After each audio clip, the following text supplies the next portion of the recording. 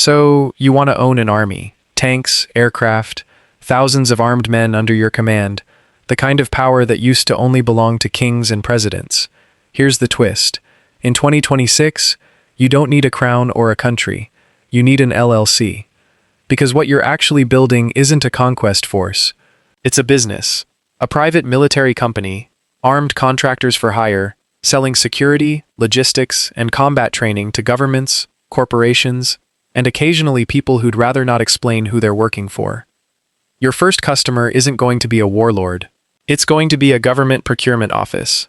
The U.S. State Department alone has paid private contractors billions of dollars for site security, diplomatic protection, and logistics support in conflict zones, work government forces either can't spare the manpower for, or would rather not put a uniformed soldier's name on.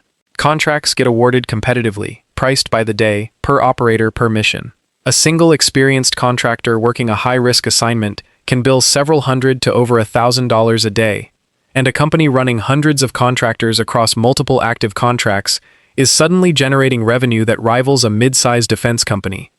But before you collect a single contract payment, you're funding an arsenal.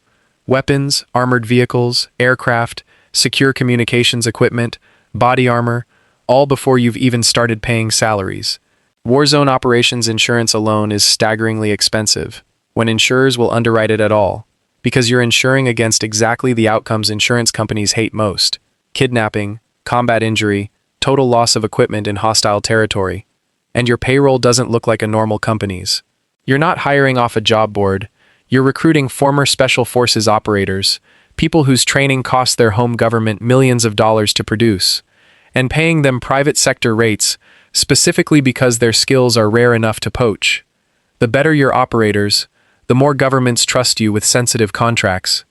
The more sensitive the contracts, the higher the day rate you can charge. It's a flywheel, as long as nothing goes wrong. Here's where it goes wrong. In 2007, Blackwater, the American private military company founded by Eric Prince a decade earlier, had contractors guarding a State Department convoy through Nisour Square in Baghdad. In the chaos that followed, Blackwater guards opened fire, and 17 Iraqi civilians were killed. It became one of the most scrutinized incidents of the entire Iraq War. The fallout wasn't just legal, it was existential for the business. Iraq revoked Blackwater's operating license. Congressional hearings put the entire industry under a microscope. The company rebranded, first to Z Services, then eventually to Academy, trying to outrun a name that had become globally toxic. Nisour Square is the reminder sitting underneath this entire business model. Your product isn't just security. It's trust from a government that can revoke your license, your contracts, and your legal cover in a single afternoon. And one incident, captured on camera, can end all of it faster than any battlefield loss ever could. Now for a completely different model, and a far stranger ending. Russia's Wagner Group, founded under businessman Yevgeny Prigozhin, didn't just take cash for its contracts. In several African countries, the Central African Republic, Mali, and others, Wagner provided security for fragile governments in exchange for something more valuable than money: mining concessions.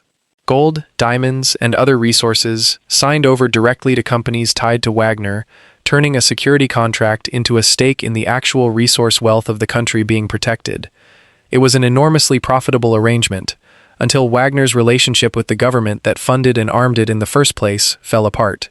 In June 2023, Wagner forces marched on Moscow in an armed mutiny against Russia's own military leadership. The standoff ended without a full-scale battle, but 2 months later, Prigozhin died when his private jet crashed, an outcome widely viewed as anything but accidental. Within months, Wagner's operations were folded into a new state-controlled structure. The lesson is blunter than Blackwater's. Build an army powerful enough, and the government that hired you may eventually decide you're a bigger threat sitting beside them than any enemy you were hired to fight. So let's actually run the numbers. The good year. Your company holds multiple active government contracts. Your operators are experienced enough to command premium day rates. Your equipment and insurance costs are already absorbed into long-term contract pricing. And, critically, nothing happens on camera. Revenue scales with headcount and contract count, and margins on a well-run security contracting business can be genuinely strong, rivaling traditional defense contractors.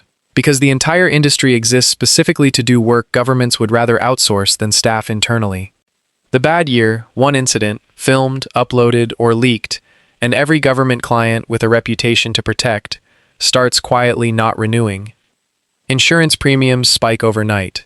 Recruiting gets harder because top operators don't want their name attached to a company under investigation. And if your revenue was ever built on political relationships rather than pure contract performance, the way Wagner's was, a single shift in the political wind can end the entire operation in a matter of weeks, regardless of how large or well-equipped it became. Here's the sentence that actually explains this entire industry. Owning a private army was never really about the weapons or the manpower.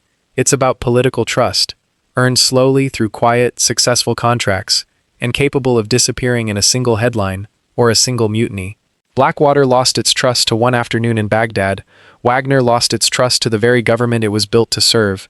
In this business, the army was never the asset.